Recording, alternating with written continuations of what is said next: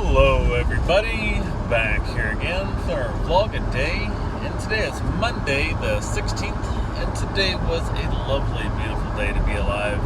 Got this morning stupid early with the puppy, got him in and out and stuff, just he's all kinds of energy. So I got him in, let him play with Bruce and the other dog for a little bit, got that all taken care of, and then got him kind of wore out. Decided I was taking off, going out to basically take care of the dogs and stuff. So I went out, fed the dogs, took him with me, hanging and chilled out. Got back here to the house. Everything went fine with the dogs. It was no big deal at all. Out feeding the acreage dogs and just wet grass. The dogs were like, "Oh, I don't want to go in the grass." Like they're water dogs. They're scared of wet grass. They're so weird. So went ahead, hung out there for a little while, got that all taken care of, got back, and in the process of getting the dogs back in and stuff, and everything I wanted to do.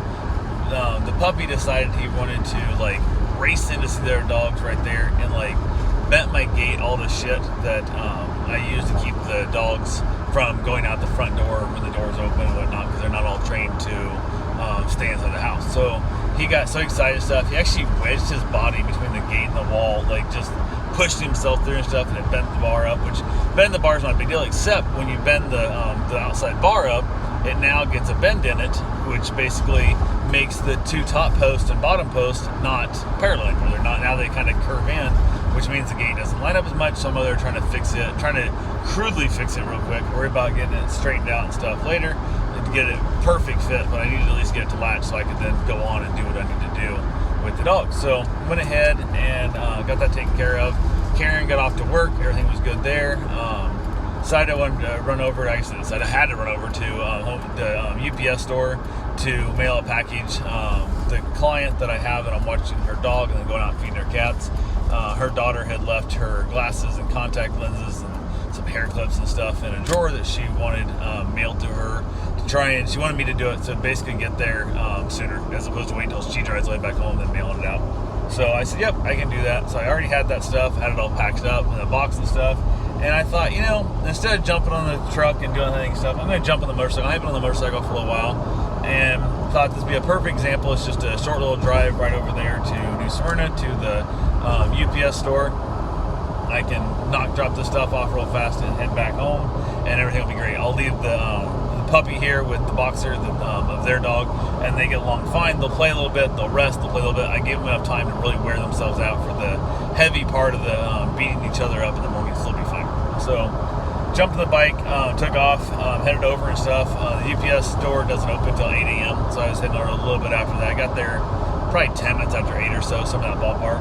Found out the price, and for overnight it was like 56 or 58 bucks like that, and like ground shipping, whatever, was going to be 11, because no further was going. The woman looked up for the zip codes and whatever and whatnot, and she said, literally, she goes, I think there's no guarantee on overnight, none at all. But if you do the 2-day thing, or the regular ground and stuff, she goes, most likely we'll get there at the same time. Sometimes even before, because I guess with ground they ship it from here to there. And I guess with the overnight air, they have to ship it to this hub and that hub, and they got a whole bunch of other stuff. She goes, and with the storms coming through up there that's coming here now, there's a good chance it might get delayed. So there's actually a better chance of getting your item on ground, in her opinion, than it is to get your item through overnight. So I called the lady real quick, and I was like, I don't know what you want to do. I said, it's 100% your call. You know, it's like 56 bucks or 11 bucks. Like, I mean, either way, it's, you know, this is where we're at. And she said, go ahead and do the $11 one. The lady actually at the UPS kind of talked to her on the phone. I tried to put it on speakerphone, but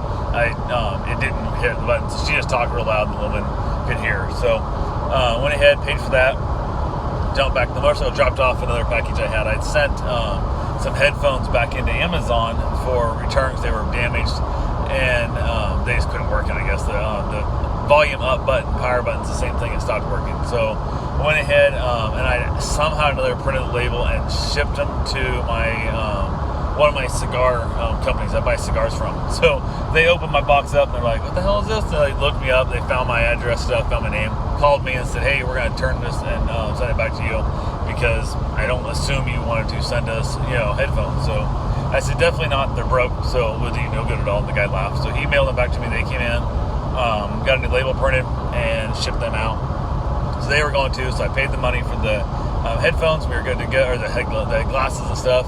Everything was good to go. Jumped back to the motorcycle and started heading back home. running down Old Missions, a road here that's a kind of a old highway. It's 2-lane as you're going through, and there was a ton of cars actually coming from the south is 2-lane from about right there, and then going on north right here, where I was coming at. It actually opened up by the high school turnoff. It's 2 lanes both directions with a center turning lane. The center turning lane's backed up for, I don't know, half mile maybe, like it's backed up forever. And then the open 2 lanes you can drive to, but when you get to the stoplight there, it turns back into a 2-lane road, 1 lane each direction. So everybody kind of merges there at times, causes a little bit of issues. But I basically, lights turn green, I hit it up, a bunch of cars turning, and coming from the south, going north, there's another whole slew of cars. I guess going to the high school, I guess it's a thing. I've apparently never been over here around 8 a.m. at all before, and there's just a ton of cars there and whatnot. And as I'm heading down, I look up, and some jackass has jumped out of line and trying to pass 40 cars, 50 cars, where the hell it is, in the wrong lane. Like, he's literally 100% coming against traffic. And I was like, what the fuck? And so I slam on the brake stuff. He whips over onto my shoulder, so I can't even get around the guy, because I'm like starting to go to the shoulder to get, not have this guy run into me head on. And I basically am like, holy crap. So as I'm coming down, trying not to get ran over, he gets off into the shoulder, kind of into the driveway thing there, whatever. And as I go to take back off again and stuff, I'm like yelling at this guy, like, what the fuck is wrong? I'm like, just like, what's wrong with you? What the hell are you doing? You know, this is ridiculous stuff. And there was a high school girl who, I don't know why she's going to wait, because the high school's back behind me. So I'm assuming she must have tried to skip that whole line of cars. Nobody let her in. She took off. Now, probably in her mind, thought, shit, I'm going to be late. So she's rushing down, go down McGee turn, come back up their direction, and she slams right into the back of me. Basically, I was not stopped, but I was damn near stopped. Like I don't remember if I was stopped or not. I don't think my feet were on the ground, so I might have, I don't know exactly, but I was like, holy crap, I got smashed into the back of, I'm all bandaged up right now and stuff. I got screwed up hard. I went down. She hit me pretty good. I got pushed, I don't know, 30 feet or so. I got smashed the bike over.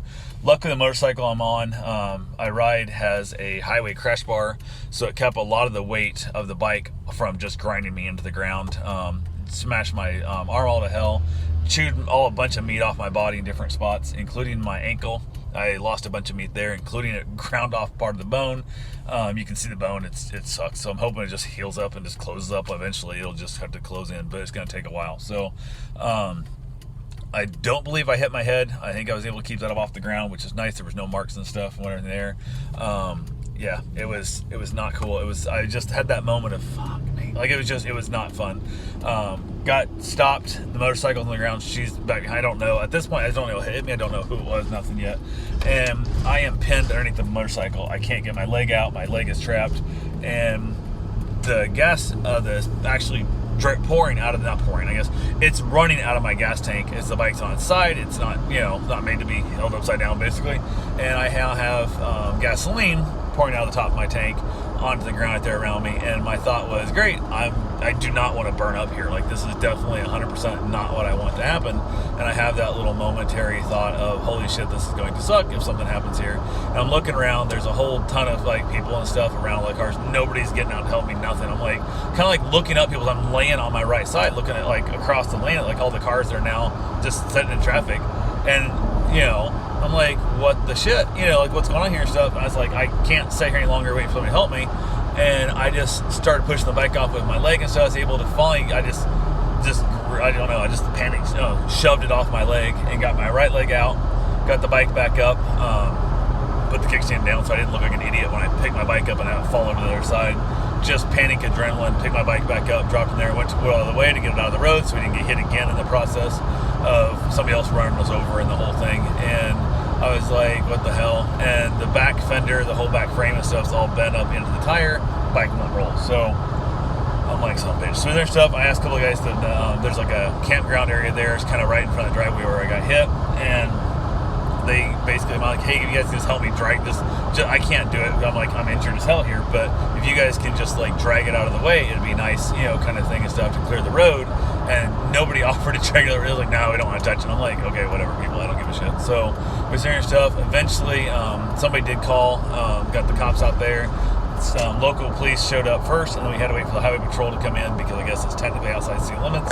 So the local cops showed up, basically directed traffic. Didn't do shit except direct traffic. That's all I did. So I'm like, apparently it's outside their jurisdiction. They're not allowed to do nothing, whatever.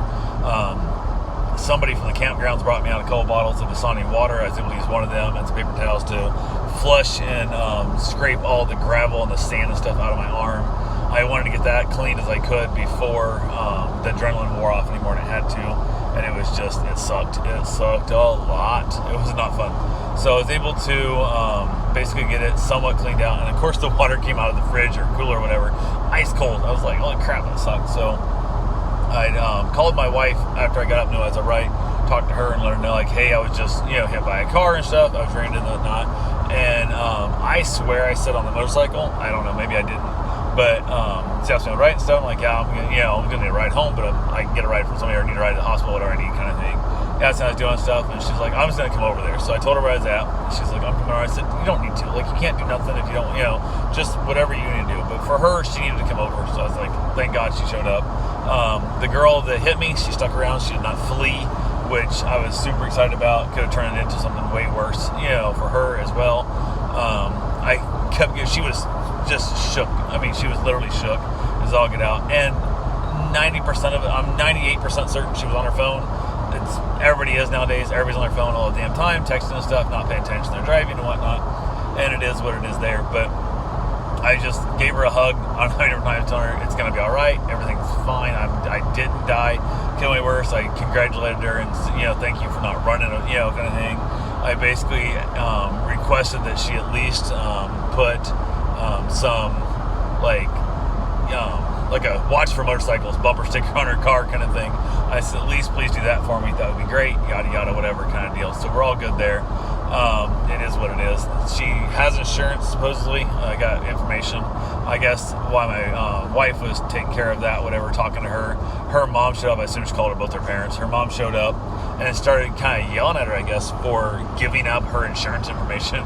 And I didn't hear it. I think I was over dealing with the firemen that showed up that were trying to wash my wounds out and whatnot, because she's like, you never give me your insurance information. You only give it to the police. You never give it to them. I'm like, I would have yelled at that woman. I was keeping all of my anger and my everything inside, and I would yell at that woman. It's like, don't yell at this girl. Like, no, you give it your insurance information. We're not waiting for the cops to show up on a small fender bender. This is not the case. Obviously, this is not the case. But if it's a small fender bender, you guys share insurance information. You take pictures of everything. And my thing is, take a video and say, hey, this is what the damage looks like. This is what we're going to see. So you can't go wreck your car later saying I did more damage than I did, or whatever the hell it is, yada, yada. And then you move the hell with your life. You're not going to wait around for 2 hours in like Orlando for a local cop show up to write a fender bender ticket.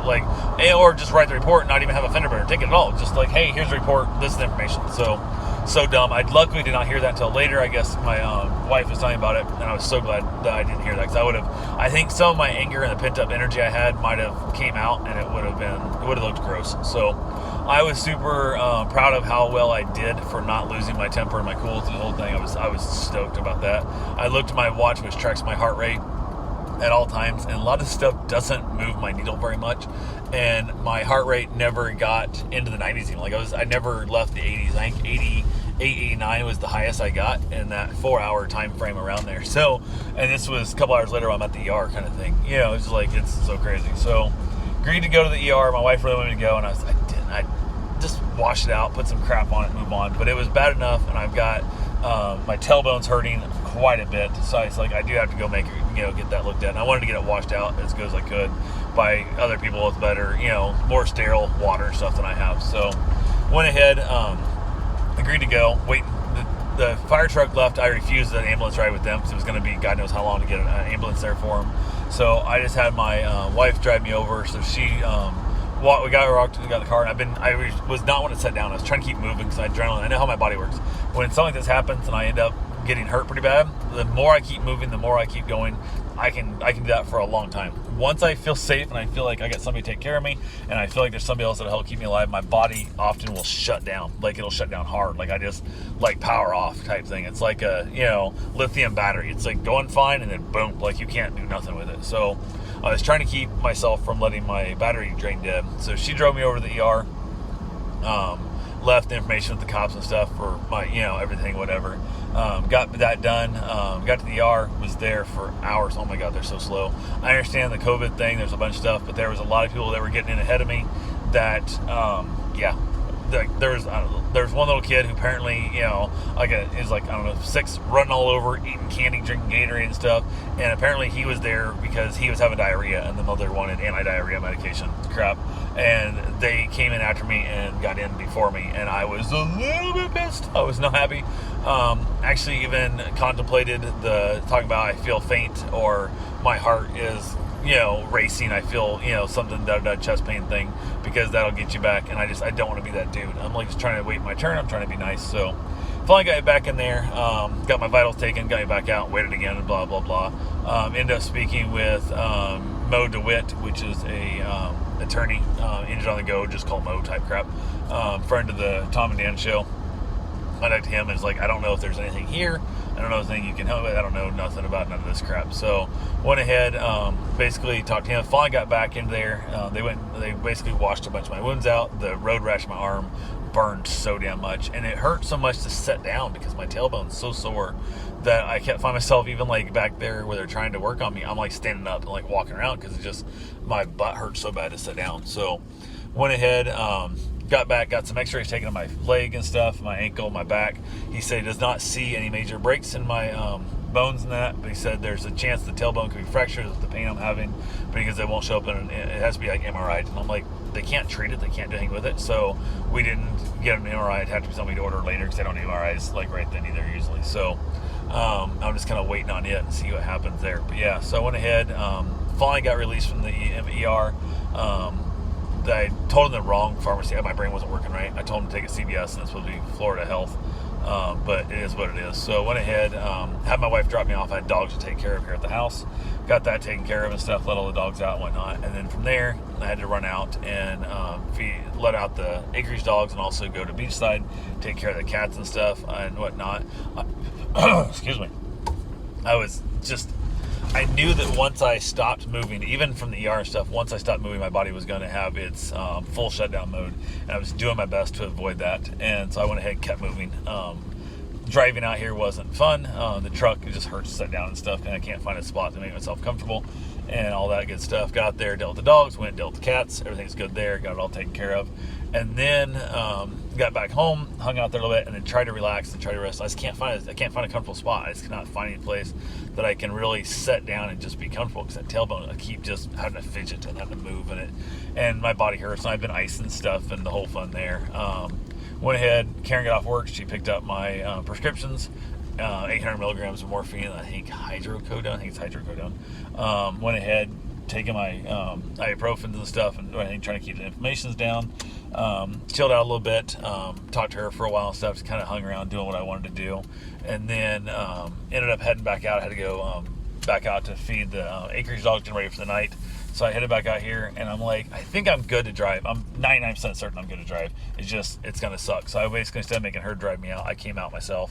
Got to take care of the dogs. Dogs they want to bump. You don't realize how much dogs just like touch you all the time as they walk by and they bump into you and stuff. You don't realize until you have major wounds on your ankles and your legs and stuff, how much you just get touched by dogs, So that was fun. Got that done. Not bad. My whole body just is sore. That's the biggest thing. Everything just hurts on me. So I went ahead, got that done, got back on my back. I stopped by Popeyes, grabbed a chicken sandwich, and everything just tastes like crap. You know when you take a drink of orange juice after you brush your teeth, and then you have that weird aftertaste? That's what everything in my life tastes like right now. I don't know if it's the pain thing. I don't know what the hell it is.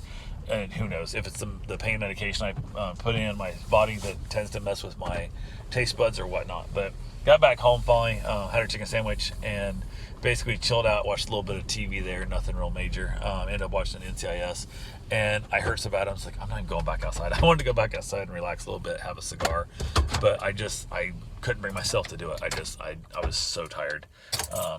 Can't sleep though, my brain won't turn off. We headed back in the bedroom finally, got a couple other things done, went ahead and watched a little bit of TV in there. She was doing some other stuff and reading some emails and that, so I ended up watching stuff I wanted to watch. It was, at that point, it was already past 11. I don't know what time it was pretty late, closing in close to midnight. So she was basically going to try to head to sleep. I stayed up and watched some more stuff. Brain wouldn't turn off. I couldn't get to sleep.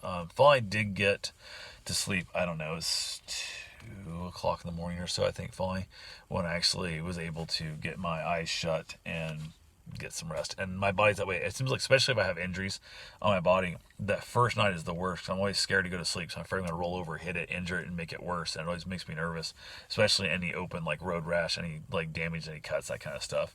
It always makes me nervous. I have to literally just pass out that first night of exhaustion so I can get to sleep, because my brain won't turn off thinking I'm going to injure myself and bump things and wake myself up and scare myself and all that crap. So it's usually how it goes, and it sucks, but I'm still alive, so I want everybody to know, still alive.